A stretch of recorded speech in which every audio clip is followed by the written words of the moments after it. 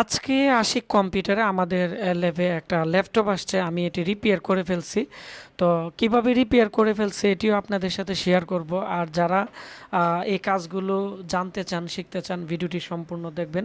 ভিডিওর নিচে কমেন্টস করবেন কোন কোন জায়গাতে দেখতেছেন এবং ভিডিওটি শেয়ার করে দিবেন। যাদের কম্পিউটারের সমস্যা অবশ্যই video Ashik computer, Brahmanbaria Pirbari police লাইনের সামনে আমাদের দোকান, আমাদের এখানে পাঠিয়ে দিবেন, আমরা রিপেয়ার করে পাঠিয়ে দিব। আজকে আমি প্রায় 5টা ল্যাপটপ ঠিক করেছি, এটি এখন ঠিক করেছি। আরেকটি ল্যাপটপ আছে এখানে, এটি ঠিক করেছি।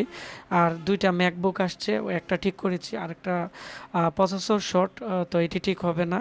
তারপর আরও অনেকগুলো ডেস্কটপ আসছে এবং আমাদের কাছে কিন্তু এখানে প্রচুর রেজিস্টার, আইসি সব কিছু কিন্তু আছে, যার ফলে এগুলো কাজ করতে অনেকটাই ইজি হয়।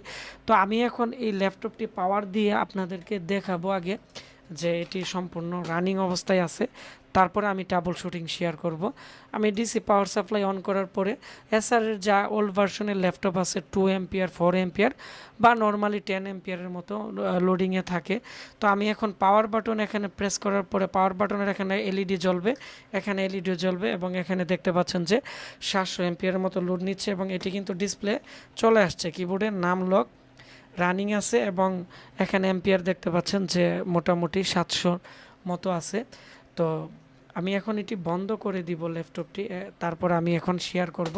তো প্রাথমিক পর্যায়ে আমি আপনাদেরকে বলে দিব যে এটি কি কি কাজ আমরা করেছি।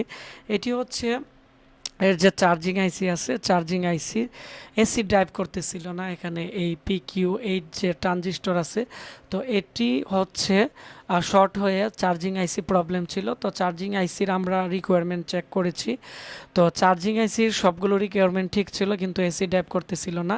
তো আমরা এই ট্রানজিস্টর লাগানোর পরও কাজ করতেছিল না। তারপর হচ্ছে এই ক্যাপাসিটারটাও প্রবলেম ছিল, এটিও আমরা চেঞ্জ করে দিয়েছি, কারণ এই ক্যাপাসিটার পাস করেই কিন্তু এখানে দেখতে পাচ্ছেন যে এই ট্রানজিস্টরে কিন্তু লাইন এসেছে।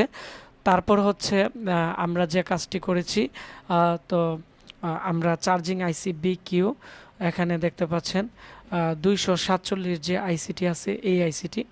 তো তো প্রথমত এর বুট বুইয়ার আছে, যার ফলে কাজটি আমার করতে প্রায় 4-5 মিনিটের মতো লাগছে, বেশি সময় লাগে নাই।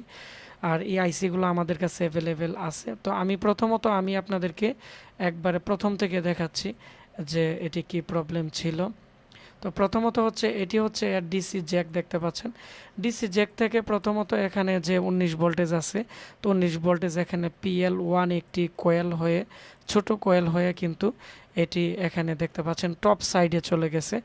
টপ সাইডে যাওয়ার পরে দেখতে পাচ্ছেন PQ9 যে ফার্স্ট মোসপেক্ট আছে, তো তার ড্রেনে দেওয়া হয়েছে এবং এই